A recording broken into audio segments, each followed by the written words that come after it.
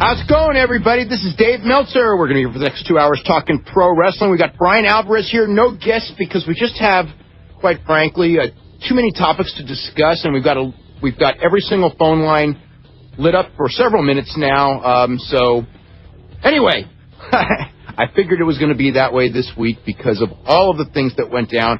This was the week, I'll tell you. We had Monday Night Raw, Tuesday Night Taboo Tuesday. Thursday night was the TNA TV special. Friday night SmackDown. Last night was the UFC special. And not only that, Steve Austin was not there on Tuesday. We were kind of talking about that on Sunday's show, weren't we? Yes, we were. Yes, we were. And we were actually talking about that. Actually, I was talking about it with different people for weeks. And somehow or other, I guess by the time we were on the air, it had already fallen apart because the day before, Vince McMahon had talked to Steve Austin and informed him that he was going to lose to Coachman. And Steve Austin did pretty much what we figured he would do if he was told that. He suffered a back injury. That was quite the plan on the part of Vince McMahon. Let's wait till the weekend before the pay-per-view, and let's break the news to him he's going to lose to an announcer, fail in his quest to bring back his best friend, and I'm sure this will go over with 3-4 days advance notice. It didn't. Well, I mean, I think that the feeling is that, you know, you put him in a position where you think that he's going to think that he's going to look bad if he doesn't come, but I guess he thought he would look worse if he did come. He was kind of screwed either way. He really was, actually. Yeah. I mean, you know, here's the thing. I mean, when they brought him back with that angle, you know, with no notice again, which was the TV a couple of weeks back when he showed up and did the thing with Stephanie McMahon, you would have thought that it would have all been laid out for him at that point. Yeah. And instead, of course not. Yeah. He probably watched the TV and thought, well, God, JR's got to be coming back. Well, I mean, let's be real here. Well, that is, in fact, what he was thinking. What a fool. How could he have possibly thought that when they built the whole show around JR for weeks? Yeah. Oh, my God. So anyway, it puts... Hey, we got an email for you real quick. Are you divorced yet? Oh, my God. I got 10 minutes to 6 last night. Oh, boy. Another night of this? Oh, my God. Thank God for Luke. Yeah, thank God for Luke. Because, I mean, once that fight... Once that fight got going, I mean, it was all clear sailing. It was like nobody last night was complaining about having to watch fights. I'll tell you that. Well, there you go. So there you go. Saved by Luke. By Luke and Diego Sanchez and Nick Diaz. My God. Let's go through the week. Brian, Monday. Here we go. Monday. There's this time on Monday, and we're kind of watching, and they're spending the whole show building up the arrival of Steve Austin, even though he wasn't there, which in hindsight is so perplexing, I can't even begin to think about it. I mean, it's just been confusing me all week. And then they go in there and they shoot the angle, and Coach is in the ring and waiting for Steve Austin, and we're waiting for Steve Austin. And Goldust comes out, and we're still waiting for Steve Austin. And Vince comes out and just, Steve's not here. I think he's got a back injury. But we're going to send out Funaki. So Coachman and Goldust beat up Funaki. And then Vince goes, well, we're going to have a match on the pay-per-view. Between you and somebody from SmackDown. Please don't ask why. And we'll tell you at the pay-per-view. And about the time Batista walks through the door, and he's out there, and he's in the ring, and then comes Vader. And at that point, time stood still for about... Maybe it's a Star Wars DVD tie-in that Vince had this brilliant idea to promote. Yeah, I don't know what it was, but... actually, I do, and there's people in trouble over it, too. But anyway, Vader came out looking like he had eaten most of the Rocky Mountains himself, and, I don't know, 475 maybe? He was huge. And he knocked Batista down and barely could get up. And then when that thing was over and he left the ring, he fell down on the floor. And I think that was pretty much it from there. And that all led to a match that we were supposed to pay to see. I know, the next night. Big Dave, Goldust, Vader. And the coach. Yeah, the coach. I really wanted a verbal debate, let me tell you. That would have been some good comedy right there. Instead, we had to see them actually try and work a match. Yeah, I know. Well, Taboo Tuesday, the one thing is that that was quite an interesting show, too, because, the middle of the show, I mean, it was sad in some ways. I was really sad, the Mick Foley thing. because it was just like everything that we figured was wrong. It was too fast. He wasn't as far as the build-up, he wasn't in shape. It wasn't a special enough match. And he came out and people didn't, to say they didn't care, that's giving it, more credit than it actually got. I mean, it was sad. Well, I think part of it also was Carlito. I don't know what happened to Carlito. This is not the same Carlito that came up from Ohio Valley and was a phenom on night one.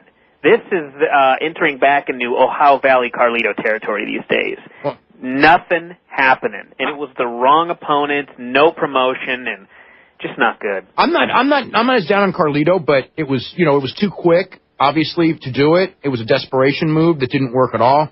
So we had that. We had, it was funny that of all the people on SmackDown, the high vote getter was, in fact, Matt Hardy, the one who had been actually buried more than just about anyone in that.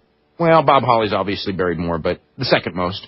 But he was the high vote getter, and then and that actually, so then we opened the show great because it's like, okay, it's Matt Hardy and Rey Mysterio against Edge and Chris Masters. Okay, Chris Masters is in there, but the other three, probably a good match. Yeah. And then, for no reason whatsoever, obviously he has a torn pec. That's the real reason, but they didn't want to say that because I guess heels are not allowed to get hurt, or who even knows why. Lita just said, well, Edge isn't going to wrestle, but we've got an adequate replacement for him. Gene Snitsky. It's like, it's arguable. Come on now. Wow. But having said that, that match was much better than I expected it to be. It was. It was a real it was nice. It was a miracle of a match, really. Yeah. I mean, well, it just tells you how good Rey Mysterio is, and to an extent, Matt Hardy. I noticed that you liked the cage match a hell of a lot less than I did. Well, here's the deal with the cage match. I thought Ric Flair was fantastic. Yeah. I thought Triple H was blah, just nothing, no personality. Typical Triple H these days. Yeah, but the thing is that the people were sitting there and they didn't care. And there's nothing that I hate more than watching guys bleed, especially like Ric Flair bled. I mean, they bled and bled and bled. And the psychology's there, but when the people are sitting there and not caring, to me it's almost like that stuff that it made it seem, instead of like an exciting wrestling match, it made it seem like this geek show where this guy cuts his head off and bleeds all over the place and nobody cares. And it's just like, Ric Flair's one of the great workers of all time, and Triple H is a good worker. And why can't they work this crowd? I mean, you can say, oh, it was a dead crowd, but Rey Mysterio and Matt Hardy turned that crowd on. I mean, the rest of the card wasn't that good. The main event got the crowd going like crazy. I mean, just because they both loved and hated Cena. But these guys couldn't get it, and that's why. I sort of looked at it a little bit differently, though. I could be completely wrong here, but to me, Ric Flair was doing a really different kind of selling. It was a kind of selling you don't see very often. He was bleeding like crazy. He was screaming and swearing very loudly. And to me, and Hunter was beating on him to such an extent that it almost seemed like everybody didn't know what they were watching. Like, what is happening in the ring? And they were sort of stunned by what they were seeing. And to me, it was more that than not caring. Okay, I mean, with people when I talked to that were there live, it was like, the reaction was, it didn't feel like they were stars. Wow. That was the reaction. And it's like, wow, when it's Ric Flair and Triple H and it doesn't feel like they had no star aura in the match, it was just sad. Yeah. And so anyway, that was that. The main event I thought was very interesting because you had John Cena is just, has created so much passion between the people the kids and the women who love him and the guys who hate him. Oh, yeah. I mean, but you know what? It's made for some good pay-per-view matches. The Jericho match that they did at SummerSlam was very good because of that. The last Angle match was good. Not as good. I mean, I've seen better Cena Angle matches than the last one. But this three-way, was good. But, I mean, it also, when it was over, I mean, the key thing that I think everyone got in their head when it was over was John Cena doesn't belong with the title because here's Kurt Angle and Shawn Michaels, when Cena was hurt, just going out there and having this great match. And then John Cena comes back from the dead and makes his comeback, and everybody boos him because it's like, you're stinking up the match. It's really, it's kind of funny because John Cena is really bad in the ring. And I think that the company wants him to have good matches, and so their solution is to put him in the ring with a great worker. The problem is he's so bad, and the other guys are so great, that it just further enhances how undeserving he is What? Okay. Now, I got to disagree with you. And I'll tell. I agree with what you're saying because it's what's coming true. But this is where I got to disagree with you. Okay. I mean, if the other idea is to keep him away from good workers and put him against Tomko, we're in a lot of trouble then. No, I'm not saying that. I'm not saying that. I'm saying that they're in a corner now because what they have to do to have him have good matches further exposes him, more so than just an average worker or an above-average worker. I mean, this is a guy who's so below average that it's very, very obvious when he's in the ring with everybody else. And this isn't the 80s where if you're Hogan and you're over, people will forgive you or whatever. They don't seem to be forgiving John Cena. Well, a lot of people forgive. I mean, remember when he first was on Raw and he worked with Tomko and some of those people, and I was going like, God, I can't believe these people aren't turning on him. He's so bad. But they didn't, and it was like, wow, give him credit. He's got so much charisma that, he can get away with it, but he ain't getting away with it now. But now, when we talked about this before earlier in the week, they're really backed in a corner here because you can't turn him heel because the big thing is he does sell tickets as a babyface. He won't as a heel. And he sells a lot of merchandise, probably more than, most of the rest of the roster put together right now. And you take that away, and you're cutting off a revenue stream, yet at the same time, as world champion, he's getting a lot of resentment, and if they don't take the title from him, it will get worse. If they take the title from him, people might kind of calm down and go, okay, he's not the champion, he's just a guy on the card who's, working hard. But I think that part of it is the resentment of him being the champion, especially when he's in there with a Kurt Angle or as before, Chris Jericho, where the people know that the other guy is just so much better, and this guy's going to go over anyway. Yeah, and I mean, I vote to take the title off him. Because, no, I think you have to. Yeah, I mean, it's the old deal where maybe he's just over enough now he doesn't need the belt, A, and B, if he's just an upper mid-card guy and you got the title on Kurt Angle or somebody, there's not going to be the resentment there, so it's the only thing you can do. Yeah, well, I think that may be what ends up happening. Obviously the plan was for Cena to keep the title and lose to Triple H at WrestleMania, and I don't think they're going to get there. I think they have to do that too. Tons of feedback on the UFC show, which is pretty much, I don't know, unanimously considered one of the, this is not the slightest bit of an exaggeration, one of the greatest shows of all time. And I think if you look at the in-ring, there may have never been a better MMA show. You think this was better than Pride Bushido? I was wondering about that last night, and the Pride Bushido, I remember having 2 blow-away matches and a bunch of very, very good ones, but this had 3. I've seen better, I think I've seen better MMA shows, but not on free television. That's for sure. This was the best on free television, and it was one of the best. But as far as like one of the greatest shows, though. Yeah. And really, what a week! To me, one of the big stories of this week is when I look back at that Raw on Monday and contrast that to the TNA show on Thursday and the UFC show on Saturday, and not to mention the SmackDown on Friday, which was just a blah. Yeah, there was nothing to it. Yeah. No, I mean, it's amazing. Just when you compare the big shows this week, this was not a good week for WWE by any means. I mean, the Tuesday pay-per-view was a decent show. It wasn't bad, but it couldn't hold a candle to the Thursday TNA. It couldn't hold a Saturday UFC. Come on. I mean, that's in a different league from everything. But yeah, we haven't talked about the Thursday show. What were your thoughts on Thursday night? I thought, if there were one thing I would have to say about the show that I thought was a problem, it was that when the show was over, I should have known way more matches for the pay-per-view because they had no TV this week and they've got 1 hour left to promote the next pay-per-view. And they should have used this special to build up way more matches than they did. I suppose if you they shot the angles though. They did. But I will give you, they did not hammer who was in the matches home. Yeah, and that was, and they very much should have done that. But as far as I cannot imagine any fan that watched Raw and then watched that show going, boy, if these were head to head, I'd sure rather watch Raw. Yeah, and I can't even fathom that. Yeah, I mean those guys. It was just a couple of tremendous matches on that show, and just a great audience. I think the audience made a big difference too. Oh yeah. This was not the pay-per-view. What? This was not the pay-per-view. No. And then, let's see, we have SmackDown I don't even want to get into.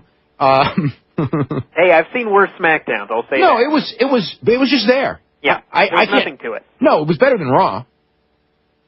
That's for sure. Yeah, no, without I'm question. trying to think of anything worse than Raw. Well, the Raw. You know, the funny thing about Raw, the Raw the week before was worse. Yeah, the funny thing about Raw is when I really think back, aside from the Steve Austin thing, I can't remember a thing on the show, but I always... John Cena and Shawn Michaels with John Cena getting booed again. Yeah, but I will always remember the Raw before Taboo Tuesday as being a disaster. It's just melted into my brain. Well, because we had disastrous announcing, we had the disastrous angle. I mean, it was like every plus, you know, the embarrassment of Austin not being. I mean, it was like everything that had been screwed up about the company for the last month or so all came down in that 2-hour show. You know, John Cena being booed. You know what I mean? Yeah. It was like all the bad things were all there in that 2 hours, and I think that's what can I say? That's what happened. Anyway, you can get info on both the Observer newsletter that I put out every week, Figure 4 that Brian puts out every week, and I'll tell you the next couple weeks, got the Crusher issue coming up in about a week. Going to work on that one. I've got myself totally programmed into being in Milwaukee in 1973, and I watched The Wrestler again this morning, as a matter of fact. Oh, my God. How many times have you watched that movie now? No, that's probably the third or fourth time. But, I mean, you know, it's over 30 years. Yeah? You know, I mean, I watched it first in probably 74. I probably watched it again in 84. Then I watched it when the DVD came out in probably about 90. I don't know. I got it for my birthday. I'm thinking it was probably about 1999, 2000. And then I watched it again this morning. So. How about the Calamari Wrestler? When you watching that one? I don't know. Months down the road. It's not going to be until after the awards. Oh God. Yeah. So anyway, Speaking of fun, between that, yeah, we've got award season coming up. We've got all these big shows coming up. Coverage of all these shows. There's going to be and Bret Hart DVD coming out. Shawn Michaels book coming out. There will be so much to write about, and including Jake Roberts, who we have plenty of phone calls about Jake Roberts coming up. I can already tell. There's going to be so much to write about in the next, next 2 months. And Brian, guess what else? New Year's Eve's coming. Oh, man. Yep. So we don't even know what's going there. I got a question about New Year's Eve. If TNA is doing a special that night. And they are. Okay, well, no live UFC? UFC's going to be taped. It was originally going to be the live UFC, but what happened was they're under contract for a certain number of specials, and when Spike took the October 3rd special, that was the last. That meant last night's was the last one on the contract. Okay. So they would have to have appropriated money for New Year's Eve, and since Spike already had their budget, I mean, UFC would have done it. Well, I was just looking at maybe, could Spike TV say, we don't want you doing a live UFC pay-per-view or something like that head-to-head with TNA? No. They were. It was supposed to be a special. It wasn't supposed to be a pay-per-view. All right. Originally, there was going to be the New Year's Eve. That was at one point there was a plan for a New Year's Eve pay-per-view. I don't think there is a New Year's Eve pay-per-view because the Pride New Year's Eve show is actually going to air on January 1st in this country on pay-per-view. Yeah. Anyway, next year going to be a lot of UFC specials, and hopefully a couple of them are as good as this one and the first one, and not the second one. Well, I'm thinking this may be it's going to be a hard one to top someday. But you're right. Anyway, we haven't. Okay, so Joe Stevenson beat Luke, and barely. Great fight. Then we had this brawl with Rashad Evans and Brad Imes, which was just two guys that show. I can't say they showed a lot of skill, but boy, did they show a lot of heart. Well, what it was one of those fights where both guys were too exhausted to knock the other guy out, and too exhausted to they were just and too exhausted to defend. Yeah, there was no defense and there was no real offense, so they just sat there punching each other for 3 rounds, really. The thing it was an interesting fight because Brad Imes is just such a huge guy, but he's very green at this thing. But he's a good athlete. Yeah, he's got some potential. And then that main event, Diego Sanchez and Nick Diaz. The one thing is, I don't want to hear anyone ever say anything about Diego Sanchez being handed anything. He was given an opponent that was expected to beat him, and Nick Diaz fought a great fight, but Diego Sanchez is an animal, and he is a fantastic wrestler. Yeah. I mean, they're better wrestlers. Don't get me wrong. Everyone who wins NCAAs, or Josh Koscheck is a better wrestler. But for a guy who was a high school state champion who never wrestled college to wrestle the way that guy wrestled, I mean, his whatever it is, his credentials as a wrestler are far lower than his wrestling ability. I mean, that guy should have been a Division I wrestling star. I mean, his quickness and just I loved watching that wrestling. Yeah, and he put on such a fantastic performance that it overwhelmed the horrendous performance he gave on the mic afterwards, which when that was over, I thought, you were lucky you're awesome or you'd never fight again. Oh, I know. Oh, my God. Yeah, but a lot of that was also Joe Rogan's fault. Well, yeah.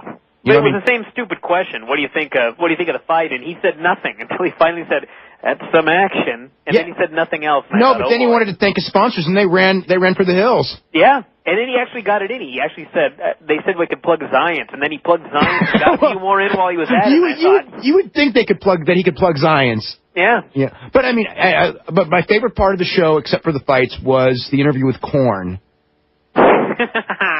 It was like when they said they interviewed Korn and they asked who their favorite fighter was, and they said Tito Ortiz. Oh, that was just... They immediately played the music. That was the best part. Like, okay, well, we're done with you guys. They just kept talking. That was so... I know. That was so great. Several years ago, this would be 98, when... and this is when Vince McMahon and Bruno Sammartino hated each other. And they brought in... And with Tyson, when they brought in Tyson... And they go like, Mike, you were a big wrestling fan. Who's your favorite? He screams, Bruno Sammartino. Yep. I just thought that was that was the best moment since then. Anyway, we got to go hit. And then they trained him, and he liked Cold Stone. And that great young buck Shawn Michaels. Wasn't that what he said? Something of that nature. some crazy thing like that. We got to get to some calls. We're going to go to Guy in Ladera Beach. Guy, what's happening? Nothing much. How you guys doing? Dude, we're doing actually really good considering I could be divorced by now. I had a question about I just got the Jake Roberts DVD, and they talk about a short-lived Jake Roberts Hulk Hogan program in late '86 that started with Jake DDTing Hogan in the Snake Pit, and Hogan's explanation was basically he said that his words were the feud was against the grain for him, and that he talked to Vince about it, and they dropped it. Did that ever happen? They have the segment on there where he got DDT'd, the Snake Pit segment. Yeah, I don't believe that's why it was dropped. Because Jake's explanation was that you couldn't tell with the sound sweetening on the DVD, but that people were chanting DDT when he did it, and then they had two house show matches, and the crowd was split, and it was dropped at that point because they didn't want it. I find that impossible to believe. And also, the other thing is, I saw Jake when he was a heel, and the crowd wasn't split for Jake against like Randy Savage or the other baby faces, so it wasn't going to be split with Hogan. The people who I expected the crowd to be split for Hogan usually ended up being 75-80% for Hogan. So yeah, I've heard that story. In fact, Jake Roberts has told me that story, and I don't believe a word of it. So I don't believe that Hulk Hogan was ever intimidated by the popularity of somebody else. I mean, there were, Hulk Hogan was, I don't want to use the word intimidated because that's not the right word, but Hulk Hogan was certainly played games, but he had nothing, Jake Roberts wasn't in Hulk Hogan's league to be afraid of Hulk Hogan, and that's not knocking Jake because Jake was a great ring psychologist and Jake was a tremendous interview, but Hogan was in there with plenty of guys who were great ring psychologists and tremendous interviews. He wasn't, he was afraid of jobbing to Ric Flair, but he wasn't afraid of working a program with Ric Flair. So, why would he be afraid of Jake Roberts? Mm-hmm. That's all I had. Thanks a lot. Okay, very welcome. Bye. We are going to go to Randy in Tennessee. Randy, what's going on? Hey, man. I've got on SmackDown Friday night, did the deal Randy Orton and Roddy Piper, is that leading to a Survivor Series match between the two? I think Randy Orton, the schedule was for Randy Orton to do a Buried Alive match with The Undertaker and for Bob Orton to have a match with Roddy Piper, and I hope that they canceled the Bob Orton-Roddy Piper match. Oh, come on. We need a rematch of that Friday night. No, we saw the match. We saw the match on Friday. We don't need to see it again. So that's I suppose they could make it a tag team, with Randy and Bob against Undertaker and Piper. I don't think they will, but they could, or they could do something where it's like Undertaker and Randy with Roddy and Bob in the corners, which is probably the best way to do it. Okay. And do they honestly think that the Tolans wrestling as the Dicks will get over? Do they honestly think? What do you think, Brian? I say no. I say they don't honestly think it. I think they just want to have fun, and they're just trying to make fun of little guys. And isn't that the entire junior division? I think the junior division might be in trouble, being that we didn't even have Hyde nor hair of it on this week's show, nor a mention of it again. Yeah. No, I think that they just are trying to amuse themselves, and they're writing to amuse Vince, and unfortunately, what amuses Vince is not necessarily the right thing certainly not for the career of the Tolans, because this is going to be a tough one to. I mean, I've seen guys live down worse, but it's going to be a tough one for them to live down. They'll have to pull out what Kurt Angle was able to do when he was the goofy Kurt Angle all those years. Yeah, but he's never fully recovered and been the draw that he should have been because of that. I mean, when I think of the Tolans as the Dick brothers, it's like the Dick brothers and Mole Girl. You know what I mean? It's like what is this? I mean, it's nobody. Have we ever found out what the point of the Mole Girl is after all these months? Just something to laugh at. A rib on her getting all this work done and then making her ugly. That's classic. Yeah, maybe I don't know. No one explained it to me. I just saw her with a Band-Aid on OVW, and they told me the story, and then all of a sudden she's on WWE as Mole Girl. Yep. And right. Speaking of Angle, is it safe to say that because of all the years of him doing cornball comedy, that's why when he headlined the Unforgiven pay-per-view, it did such a low buy rate? I think it hasn't helped him. I can't say that's the reason it did a low buy rate is because just the business is weak right now, and I don't know that. But yeah, I mean, Kurt Angle on top.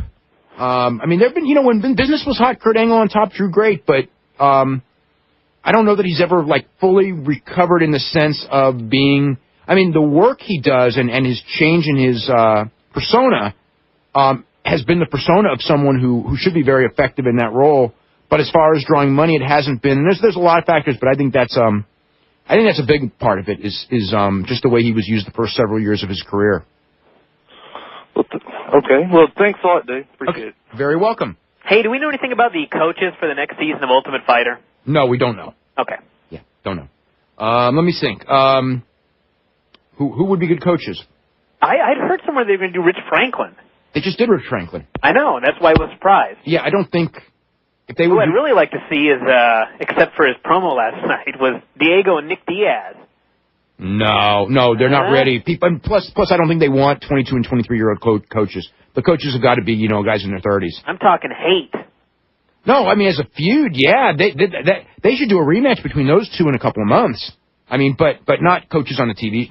You can't have a 22-year-old be the coach, or an alumnus of Ultimate Fighter be the coach within a year. That would be like on Tough Enough making Maven one of the coaches. People wouldn't buy it. I was thinking about the possibility of that rematch, and I thought, if Dana going to screw this up, this is dropped into his lap like nothing else. Particularly Nick Diaz's post-match promo where he goes, I still don't think he's any good. Yeah, no, they need to do money. They need to do a rematch on pay-per-view on the February pay-per-view. Yeah, absolutely. Yeah. And you asking me what's going to happen? The answer is no. Anyway, let's go to Jay in Waldorf, Maryland. Jay, what's going on? Hey, Dave, what's going on? Not too much. Hey, Brian, how you doing, man? Pretty good. All right, y'all. I just wanted to talk a little bit about the Christian incident. I'm assuming that SmackDown was his last match, wasn't it? Yes, it was. Okay. Do you foresee him doing maybe a couple Ring of Honor shows before he goes to TNA? No, his price is too high. Okay. I know that Christian just turned down an incredible amount of money to do an indie show, like a couple, 2-3 days ago. I mean, more than TNA has ever paid. Well, not more than they paid Ken Kobashi, but I mean, but they're not going to pay. You know what? I can't say 100% because they paid Matt Hardy a lot for one shot. I mean, for the first shot, the first time he comes in, he'll sell a lot of merchandise. He'll probably sell some DVDs. So it's not. I could see him maybe doing one shot, but my gut's telling me he probably won't. Okay, and I saw somewhere on your website that last year you thought that Ring of Honor was the best promotion in North America. Would you say the same for this year? As far as for Pure wrestling matches. for quality wrestling matches, for the year, yeah, probably. Although TNA's had a lot of good matches this year too. As far as North America, yeah, better matches than WWE. So yeah, I would say so. What? Just in your opinion, I heard that. Is it true? Did you give the three-way from Unbreakable a 5-star? Oh yeah, yeah. Because I didn't get to see that. Was that really that good? Oh yeah, I thought it was a tremendous match. I was blown away by it. Oh yeah, and what's the deal? Is what they're saying about Benoit? Is that true? What, did his contract's up? Yeah. His contract will be up in a couple weeks, yeah, that's true. As far as what happens from there, I don't know anything inside on this one other than my gut seems to lead me to believe that he's not going anywhere because I don't see them wanting to lose him. It would be a very bad move on their part to lose him right now. And plus, for him, Christian's got other things he wants to do in life, and the schedule, kind of precludes it and makes it hard. He's got other goals. Benoit's goal is to be a wrestler, so I don't see him wanting to leave, as much as Christian did. I mean, you can... And I was actually thinking of the whole idea about people going, well, you could make decent money with less dates and TNA or wherever, and I thought, would Chris Benoit want less dates in the ring? I don't know. Yeah, and the thing is, I mean, if it was another era, if it was, 10 years ago, where he could have, worked like 15 weeks a year with New Japan at a good money rate and also worked for TNA, and he'd be able to have better matches and he would not have to deal with the politics, I could see it, but there isn't that. Japan's not the same place anymore. Now, and the money's not really there in Japan, and it's like it was before for Chris Benoit. As far as consistent long term, I never say never. Chris Benoit is very popular in Japan, and there is still, the idea, some of those promoters might pay. Italy, of course, they would pay a ton for Chris Benoit, but you never know what the stability of any of these things are, and as bad as WWE can be, we also know that a year from now it will be in business because they got $270 million in cash on hand. Something. Yeah, and they're not. The point is, and they're not losing money yet, and so. But they may soon. They may soon. Yeah, they may soon. Sorry, I just had one more question. I know Punk's on the way to the WWE. When do you think he'll show up, and how do you think it will all pan out for him? WWE, no way of knowing. He hasn't knocked him dead in OVW, although Paul Heyman likes him. And he will have, he's going to have a lot of problems when he gets to WWE. He already had them. He's better than 90% of their roster. What can they knock on him for? Well, a different sort of style, though. The style that they're asking him to work now, he's not in the top 90%. No, he's not. He's not. I've watched him in OVW, and he is by no means one of the best guys in OVW. No. In that style. I mean, he's one of the best talkers. I mean, even though he hasn't done a lot of interviews, he could be the best talker in OVW possibly, but yeah, in the ring when I watched him, when he's been working with Nick Dinsmore and then tag team with Nick Dinsmore, and when you see them side by side, Nick Dinsmore's a much better worker than Punk. I mean, when you actually watch them together, you just see he's crisper, his stuff looks better, I've seen Punk have good matches, but then again, in WWE, you don't have the latitude to go 25 minutes and do every move you want to do. And so he's not, in their WWE style, no, he wouldn't be one of the top 10% of workers. No way. Just one more quick comment. There's really no purpose to getting the Jake Roberts DVD because, just the way they're promoting it, you're making money off of other people's problems, and you got that from just watching Beyond the Mat. Yeah, okay. I mean, I haven't. I'm going to be getting it, and I'm sure I'll write about it, but I haven't seen it yet, so I can't really. Thanks a lot, y'all. Okay, thank you very much, Jay. We're going to go to Nick in Fort Scott, Kansas. Nick, what's going on? Hey, guys. Thanks for having me. I have to say first, the little bit about Ed Koskey and Stephanie McMahon in this week's newsletter made me furious at someone I have no idea who is and know nothing. You weren't the only one. I'll tell you that. Ed Koskey. Yeah, Ed Koskey, wow. Hello? Oh, we lost him. I guess we lost him. He was so irate he hung up. Yeah. Let's go to Tony in Saugus, Massachusetts. Hey, Dave. Hey, Brian. How you doing? Doing good. Dave, just want to say the business is down, but the Observer is, and you've been doing great this past few months. Thank you. I'm working real hard. Yeah, and it shows. And I'm really excited when I write. You know, I mean, I actually, you know, WWE is not been good the last few weeks, but no shortage of stuff to write about. No, there's no shortage of stuff to write about it. And the other thing is, I don't think the business is that bad because, again, I mean, seriously, what week have you ever seen two shows like last night and Thursday night? I can't ever remember a week seeing shows that good. Yeah. Well, I think, you know, and I know you and Brian love TNA, but to me, unless you have star power, you're always going to get the hardcores, but the star power gets the casuals, and I don't think TNA, because they have so little star power, they're never going to get ratings like WCW ever got. Well, the point is they're not going to do it. You know, the people who expect TNA to get big ratings in the next month or 3 months or 6 months are crazy because it ain't going to happen. But sooner or later, star power changes. I mean, I remember, you know, there was a point. I remember, you know, when the Monday Night Wars were going on, and you know, WCW had all these big stars, Hulk Hogan. And this was when the tide was turning, and all of a sudden, you know, what they failed to realize was the people like Val Venus and Road Dogg at that moment. You know, maybe not today, but at that moment, had become bigger stars than Sting. But people won't sample TNA because of the lack. You know, they won't give them a chance because of the lack of star power. In time, when they have a legacy, they'll become accepted. They're not gonna. You know, it will take a while. I mean, if you have enough time, guys become stars. But no, it's not gonna. They're not going to be doing a 2.5 rating on Saturday night, you know, in the next year or maybe any time. And you're right, they're going to need some stars. But, you know, I mean, if, you know, Christian's a star, I mean, he's not a super star. Mick Foley killed him. I mean... Mick Foley would have been huge, absolutely. That would have made a big difference. And we all know that. Yeah. Dave, Mike Goldberg, didn't he lose his job with the Minnesota hockey team because of USC? I never heard that. I don't think so. So he's not doing hockey anymore, though, is he? No, he's doing football with Fox Sports Net now as well as UFC. And I've been happy with the road agents like DiBiase and Steamboat coming back. How much do road agents make, and what is their schedule? I mean, they have the same schedule as the guys because they're going on the road. As far as what they make, I don't really know what a road agent makes. So it has to be substantial to get DiBiase and Steamboat out of retire, you know. Yeah, well, I think Steamboat really wanted to come back and do something, and obviously DiBiase did too. You know, they both wanted to be involved. I mean, they're good. They're good guys to teach young guys how to wrestle. Yeah, I love the fact they're back, and seeing them on the DVDs is really good to see.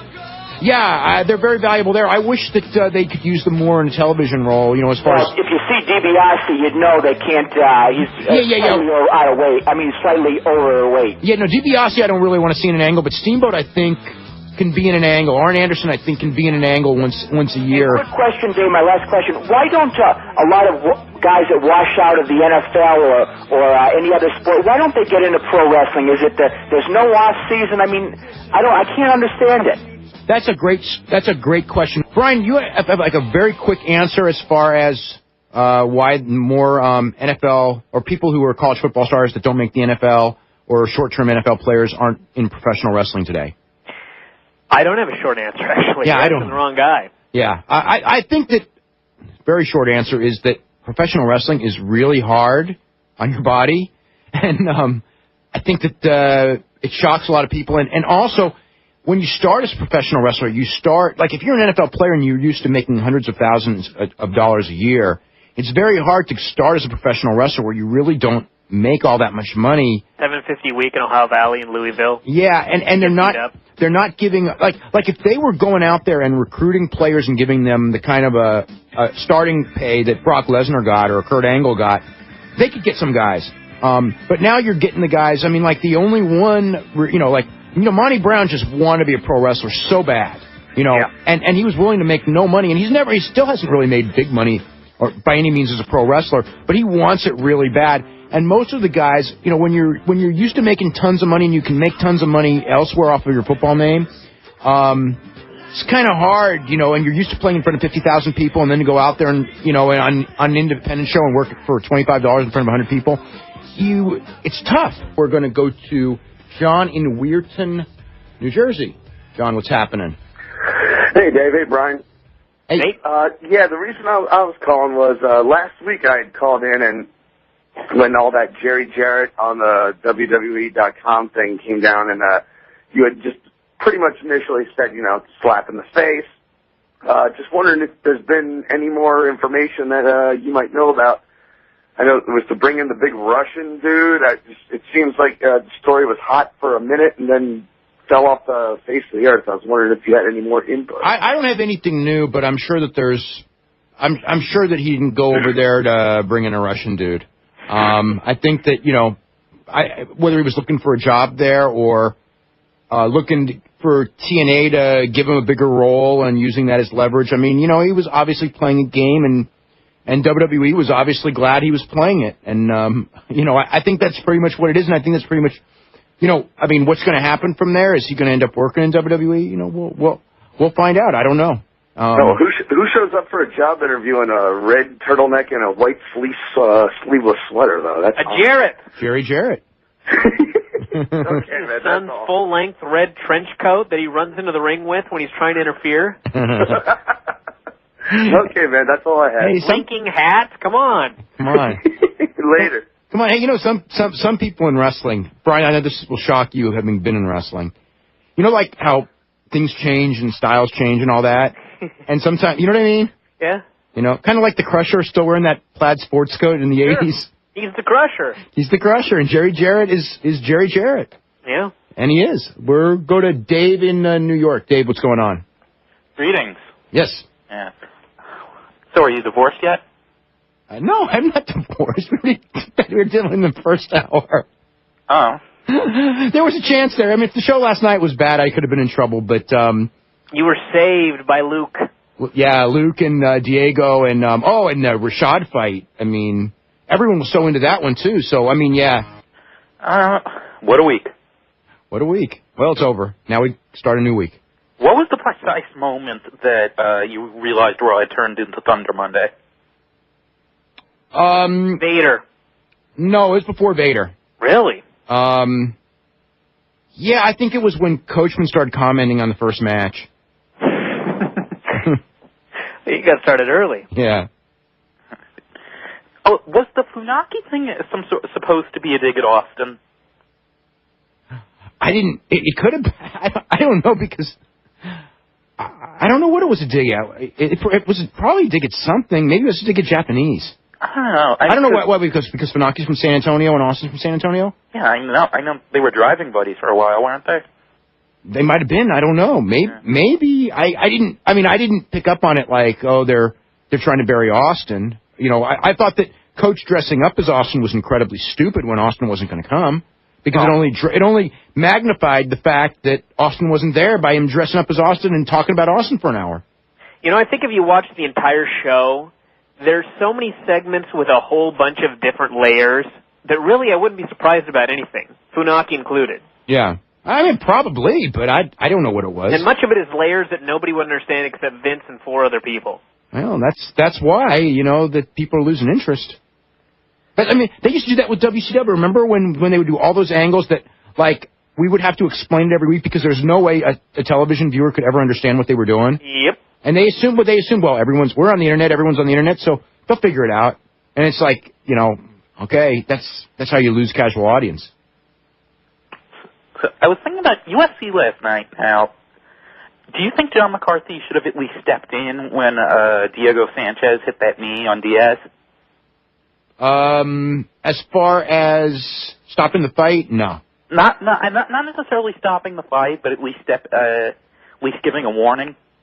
Wait, did he throw a knee on the ground Oh, inadvertently? he did. That's right. Yeah, I remember that. Yeah. It was a very illegal move, and McCarthy did nothing. Now I remember that. Yeah, you're right. You're right about that. I remember that too.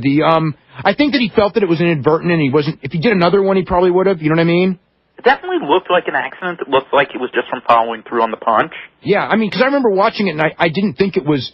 I didn't think it was deliberate. If McCarthy thought it was deliberate, he would have done something. I think he just felt that, stuff like that happens. I think McCarthy's a horrible referee, though. Yeah, he's got a lot of respect among the fighters. You talk to the fighters, McCarthy's got, he's sometimes inconsistent, but you know what? If you've seen any rep or that much, they're all going to be inconsistent. Watched any Pride? Oh, Pride, the officiating's so inconsistent. I mean, he's no Herb Dean, though.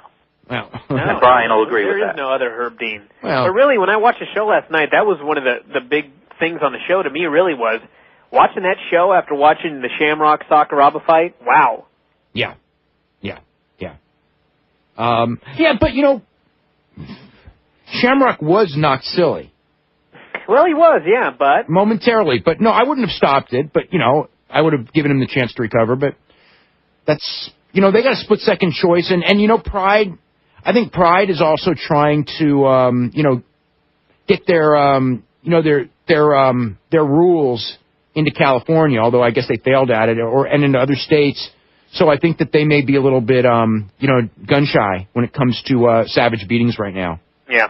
I don't know, you know, or maybe it was just two refs, because I mean, like the... It was Sakuraba.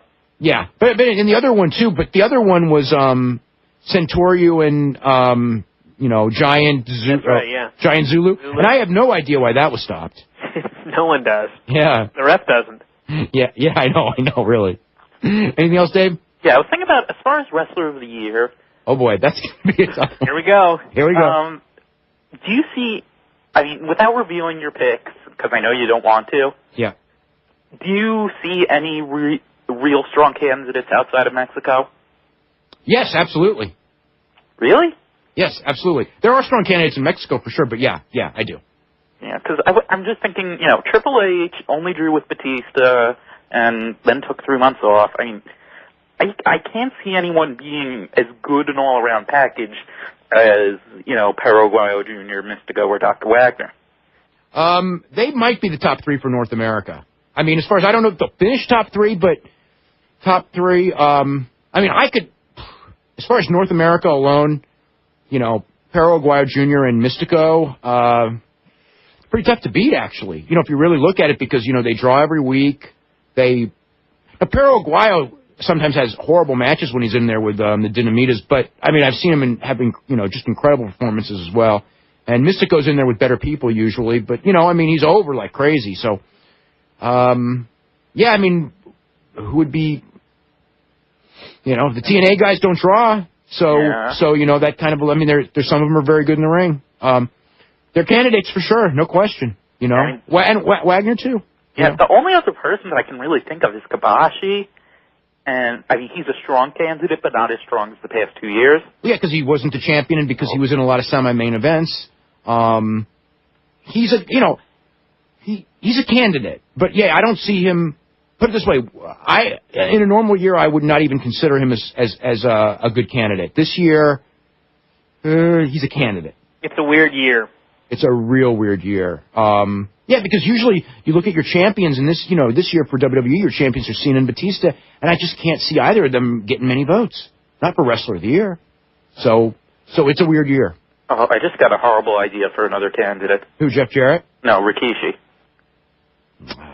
You know, that's not that big of a deal. I know. You know. And as far as Kabashi, everyone that's listening, buy the DVD of Joe versus Kabashi. I agree. Yes, I have not gotten it yet. I ordered it, but I was there, and... The DVD, I wasn't there, but I'll tell you what, that DVD, it's something that you have to see. I mean, it was just a fantastic presentation, a great wrestling match, I mean, just the way Kobashi made Joe. And I mean, you know, Joe's a star, but you know, Kobashi is so much bigger star than Joe. And he made Joe look like a big star, though. He made Joe look like he was, you know, Stan Hansen and Stan Hansen's prime. And I mean, and as a worker, maybe he is, but as a star, he's not. But he worked with him like he was that level of a guy, and it was just a great deal, and, you know, great audience. You know, I mean, you can't take that away from it as well. So everybody vote luchadors, or else you're very narrow-minded. Okay. All right, Dave. Yeah. All right. Go to Gary in Virginia. Gary, what's going on? Hey, not too much. The first thing I wanted to say was I am a first-time caller. Thank you very much. And I listen to you guys all the time. Oh, thanks. I just got a quick question for you. I've heard and I've read on the internet that Joey Styles is taking over on Raw. Is that true? I don't know if he's accepted the job. I know that I'm of the impression he's going to be on this week and next week, and that he will be given an offer. Joey Styles is actually very good at his job in advertising, and he's living in Atlanta. It's a full-time job, and he has never worked full-time in wrestling. That whole period he was in ECW, he kept his advertising job. And I don't know, obviously I think the Raw job would be something he would really want. So I don't know how, how it's all going to go down. They're going to have to offer him a lot of money for him to give up his regular job, because again, as I said, he's very good at his regular job. From what I hear, I don't know. I've never worked with him in it, but I've heard that he is. So I don't know, Brian. It's like, put it this way: if I was him, I'm not him though. I mean, if I was him, I know what I would do. I wouldn't take the job. I damn sure wouldn't take that job. I know you wouldn't, because that's proven. But I don't know. He may have stars in his eyes, and it's a great opportunity. You're a kid growing up as a wrestling fan. You want to be, you want to be an announcer, and you get to announce what is the #1 wrestling show in the country. We'll see how it goes down. And then again, you have to deal with. He's in a honeymoon period too. I mean, like right now they want him and everything, but he's going to have to announce Vince's way. And right now, I think that they're not pressuring him to change, but they will, and that may be tough too. You won't be hearing the voice of ECW much longer. I don't even think they'll say voice of ECW tomorrow. Yeah, he got it one night, and I think that's it for that. Yeah. In the history of the Wrestler of the Year award, no MMA guys ever won, no luchadors ever won. Yeah. What do you think? Well, if there's every year, this is it. I thought, a couple of years ago, Sapp almost won. Yeah. Although he wrestled a couple of, I may have only wrestled 1 or 2 shows. But it was obviously mainly for MMA. Yeah. Because of his drawing power. It'll be interesting. It'll be really interesting. This to me, we talked about this on your show earlier this week, but this for Wrestler of the Year, I think this is going to be one of the most intriguing years for voting in many, many years. Yeah. 2000 was an intriguing year. Since 2000, I think it has not been that intriguing. I wouldn't call it intriguing. This year's very intriguing. Let's go to Todd in Staten Island. Todd, what's going on? Hey, Dave. Hey, Brian. What's going on? Not too much. I got a couple of quick comments first about the UFC show. I think they have a huge babyface in Luke. The crowd reaction to him was just unbelievable the whole night. Yeah. Oh, the only thing is that he can't get hammered. If he gets hammered, if people will lose faith in him. Meaning beaten up badly, not drunk. Yeah, that's right. But if he can. This is the thing that people forget. In UFC, there's so much of that mentality about winning, and it's all about making a name. It's no different than professional wrestling in the sense of if you lose an exciting fight, it is so much better than winning a boring fight. And he lost a great fight, and he went in as an underdog and kind of a star, and I think he came out as a real big star. Bigger star than Joe Stevenson, who won. Absolutely. Yeah. Also, Nick Diaz is going to be a huge heel. The promo at the end, that was absolutely hilarious at the end. Yeah, and he wasn't even trying. Isn't it amazing? That was absolutely hilarious. See, the thing about this one, Brian, okay, Matt Hughes was not trying to be a heel. Okay, no. Okay, Nick Diaz was not trying to be a heel, and yet they're better heels than anyone that tries to be heels right now. Yeah. Except, Well,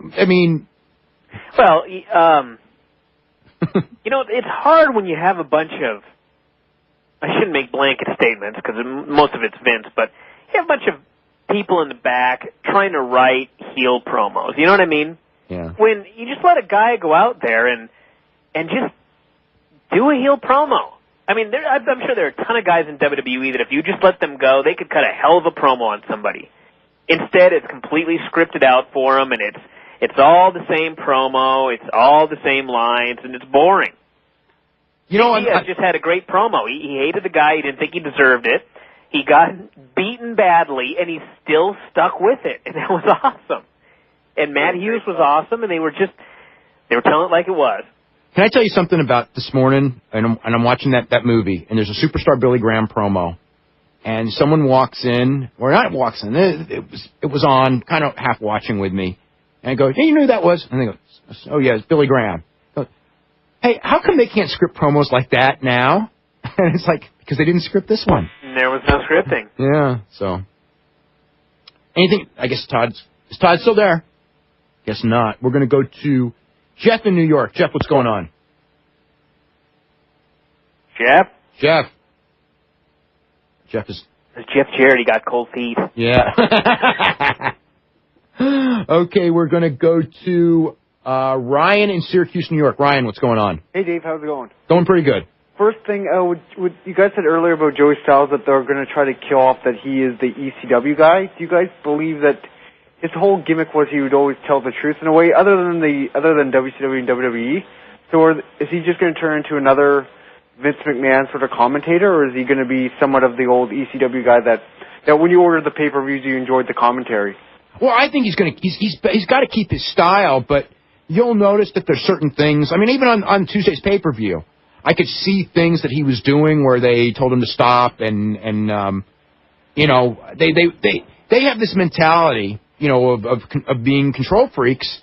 And Joey Styles in ECW, I mean, Heyman was a control freak, but not nearly to the level that these guys are as far as what the announcer says. And I think Joey Styles had a lot of latitude in ECW, and he had a lot of latitude, obviously, on that ECW pay-per-view.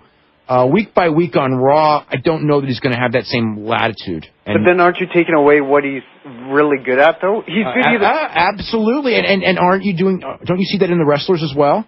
Yeah. I mean, there was a period Ric Flair couldn't say woo. Now he can, but there was a period he couldn't. So, these stories, I just love these stories. It's just like, oh my gosh. But in the Monday Night War DVD, Jim Cornette said that for these wrestlers, they're just being themselves and all that sort of stuff. If Jim Cornette says that on the DVD, how can WWE go the whole opposite way and give these guys stupid characters, stupid storylines, and not listen to themselves on what they say? Because they like to control everything, and they like to laugh at people, and it's a dominance game. So isn't that killing the business, though? You're killing it for the younger guys that are coming up that may be able to draw, may become our next Rock or Austin like Cena, and they're just making jokes out of some of these people? Yeah. I'm sure they're doing that about 80% of the roster. Yeah, that's right. And 85% of the roster is underutilized, I'm positive. And also, between 97 and 2001, I would like you and Brian to answer me this question. What was your favorite ECW pay-per-view from the company till it died? Oh, God, I can't remember individual names. There was, this might not have been the best one, but it's the one that comes to my mind. Was there an Anarchy Rules in Chicago that was like off the charts? Oh, with Lance Storm and Jerry Lynn opening up the show and all that sort of stuff? I just remember an Anarchy Rules pay-per-view out of Chicago. That, because again, with them, I mean, a lot of the ECW pay-per-views were very good, but that one, God, for some reason that one sticks out in my head as above a lot of them. I mean, I remember more matches than like whole pay-per-view shows from ECW, I used to like, the Rob Van Dam, Jerry Lynn matches, I used to like them a lot, and, stuff like that, really. But, that's what's wrong with the business, is that there's no more ECW in a way. It's just that the booking was so good, even till it died, you could tell that even the guys that were not stars like Chris Hamrick or whatever, everybody was booked properly, don't you think? Yeah, well, he tried to, he had to maximize his roster because he didn't have the roster these other guys had. Right. So, they're under but they're a monopoly group and they don't have that same pressure right now. I mean, Paul had to survive. And, they're not fighting for survival. They're just out there to have fun, their own way, and that may not be as entertaining for us. Yeah. And lately it hasn't been. So, yeah, I guess the gist of it is that Vince McMahon is just having fun and everybody else that's watching. Yeah, what's funny is like, he is having fun, but you know what? I don't think he's having fun either. In the sense of, I know a little bit about how Vince ticks, and I don't believe, I saw that promo on Tuesday night. I don't believe that Vince McMahon's having fun. I don't think that he's I think he's had a very, very bad week. Yeah, I don't think he liked the ratings. I don't think he liked what happened with Austin. I do not think he's a jovial, happy man right now. And you don't... I don't think he liked this week's Observer whatsoever. And you don't... don't... thing was Anarchy Rules 99, Taz's last match. Yeah. That was the one. And I'm Kyle. Yeah. Before I go, Vince McMahon does not treat Stone Cold Steve Austin, one of the guys that actually helped him become as rich as he is, and he just says in a week that you're jobbing to an announcer. You don't. He wouldn't do that to Hulk Hogan, so why do that to Austin? He wouldn't do it to Hulk Hogan today because he knows Hulk Hogan would just leave. But aren't Hulk Hogan and Steve Austin and The Rock all on the same level, from your opinion? Close enough. I mean, I don't know that The Rock, truthfully, is quite... I mean, as a movie star, as a celebrity, is right now a bigger level than the other two. But as a wrestling star, I really can't put Rock quite at the level of Stone Cold or Hogan. But realistically, they're all the three big ones. They're all pretty much at the same level. But okay, here's the deal. I don't know what Rock would do in this situation, but Rock never had any qualms about jobbing because he always thought that his talking would keep him over. Kind of like a Flair. Hogan obviously was very protective of himself at certain times, but Hogan never jobbed to an announcer though.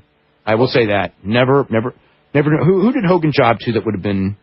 He lost to Sean O'Hare, but that was a count out, and it didn't. Or Billy Kidman. Billy Kidman, didn't he job to him? He jobbed to Billy Kidman. Yeah, with outside interference, but and that was a bad call. That was a horrible call at the time too. But look who was booking then. All right, they seem to have no problem putting untrained individuals in the ring, so they should just put the writers in the ring. You know what I mean? Let them get in there and cut their little promo and have them have a match. Hey, listen. Michael Hayes can cut a better promo than almost all these guys. That's right, but he'd have to script it first. He couldn't do it on the fly. He might not be able to... Someone else would have to script it for him, a different writer. You know what he should do? They should, tag it, Michael Hayes can cut the promo, and then he can have Ricky Steamboat wrestle the match for him. Well, I don't know if Ricky Steamboat can wrestle a match now at his age, but he would know what to do anyway. I don't know. Yeah. Physically, for one match, I think he could do it, but not night after night, probably. All right, thanks, Dave. Thanks for my call. Okay, very welcome. We're going to go to Sean in Cedar Springs, Michigan. What's going on? Hey, Dave. What's going on? Not too much. I just was going to add that I thought Joey Styles did really good at the pay-per-view, and, he totally made me forget all about JR, so... Yeah, I was real impressed with Styles, and I think that he, put it this way, he earned the job that he will probably be offered by his performance, so that's cool. If that doesn't work out with Joey, do you have any idea who they will bring in? Because I don't think Coach is any good. Really. I have no clue what they will do at that point.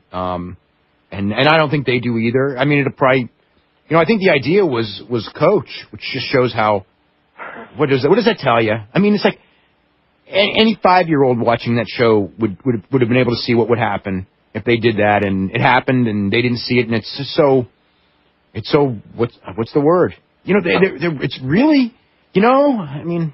I think Vince is clinically insane now. I don't know, but it's sad to watch because, something's going on. I don't know if he's clinical yet. I don't think... I don't know if I'd go that far, but... Yeah, I mean, but there's something, I don't know what's going on with Vince. I mean, he just turned 60, and I don't know what's happened to him, but it's not fun to watch. I mean, it's been happening, realistically for 4 years, ever since the XFL, but it's getting worse, and... Sped up Monday. What? Sped up Monday. Sped up Tuesday. That promo on Tuesday, you kidding? That was worse than Monday. Well, yeah, but Monday was the beginning, I think. Well, Saturday was when the beginning was? The beginning was when UFC booked that show on October the 3rd. That's right, yeah. That's really what started the whole ball rolling, and it hadn't been pretty ever since. Will they do the next one? Yeah, they don't know about it yet, but I'm sure they will by any minute now. And January 16th, okay, so everyone knows that's the next one. And I don't know what's going to happen, but I hope that the sanity... Well, when is it's February they're preempted, right? Yeah, that'll be... that. I would suspect, it's been talked about. I mean, this is not official, but I would suspect that on the February preemption night that they'll go with 2 hours of TNA, which will be... That will be very interesting. That will be... Oh, the whole month Vince will be short-circuiting, I'm sure of it. If they go in there, you know, I mean, if He'll try and sabotage the dog show so it can't go on or something. he'll be shooting dogs. Something just insane. We should almost do a movie on that month, but you know, but you know the thing though is that the February could be a killer for TNA though from a psychological standpoint, because if they go in there and let's just say they do the 0.9, they'll be devastated. Yeah. You know, I mean, I mean, I know how that they work there. You know, I mean, it's like if they go in there and they do a 2, of course, Dancing in the Streets, 1.5, I think they'll be okay. You know, but 0.9 in that slot, it will be a psychological blow. So it's like you know. Well, I think the difference is going to be if they're getting that slot. I'm pretty sure they'll know prior to a week before. I mean, it'll be official within a good month before. Yeah, I mean, they had 1 week to promote this Thursday special. True. 1 hour, actually, really. Yeah. Because I don't know where else they were going to promote it. But, I mean, with a month, there's plenty of things they can do during a month to get the word out. I hope. It will be, it's definitely an interesting period. That's for sure. Let's go to Darren in Alabama. Darren, what's going on? What's going on, guys? Not too much.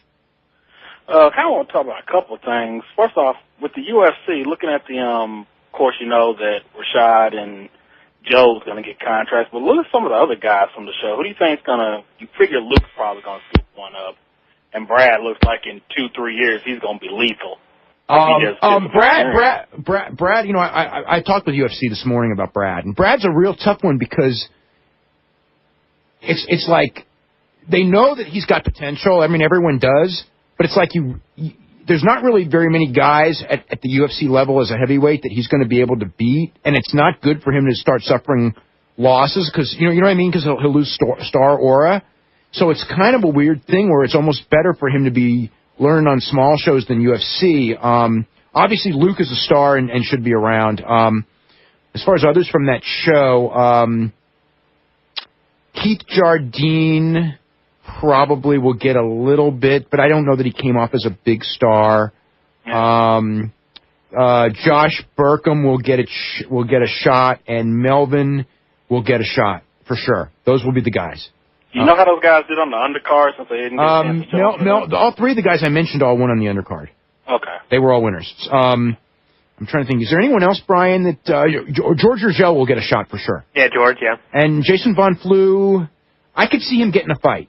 I can see him getting a dark match. I don't know if they're going to put his first fight on TV. No. He shows some personality, but I think if George's knee doesn't blow out, he doesn't get past first base.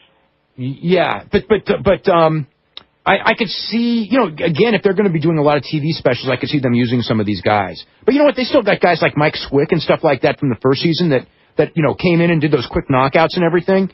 That you know that they're going to be factors as well. So they actually have a lot of Ultimate Fighter guys. They have a lot of guys that are potential stars, but they still, you know, they've got to figure out how to get. You know, they still only got Chuck and Randy, I think, and maybe Matt Hughes now as superstars.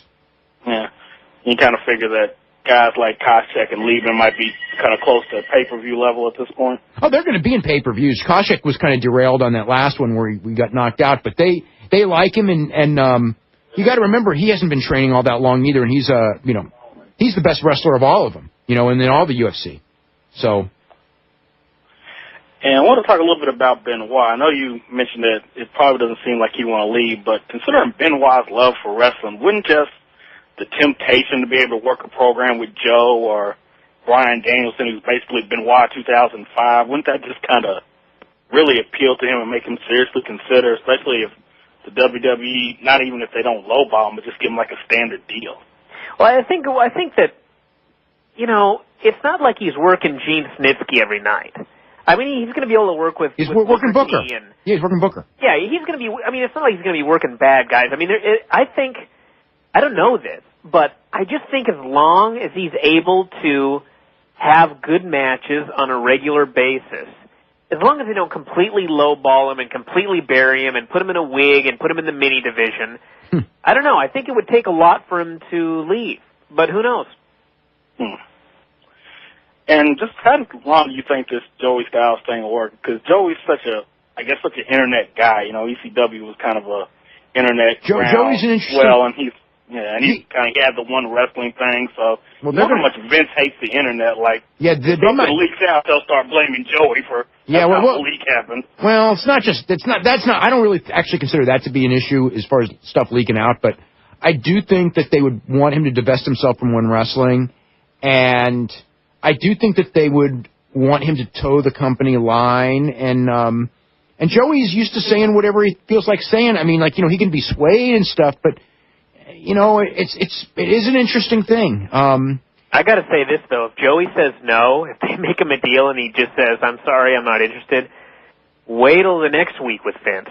Oh, I know. The promos you'll hear on Eric Bischoff that week. Yeah. You know what, though? And really, where can they go if he says no? JR. It seems like what I've learned JR, it's not the worst idea.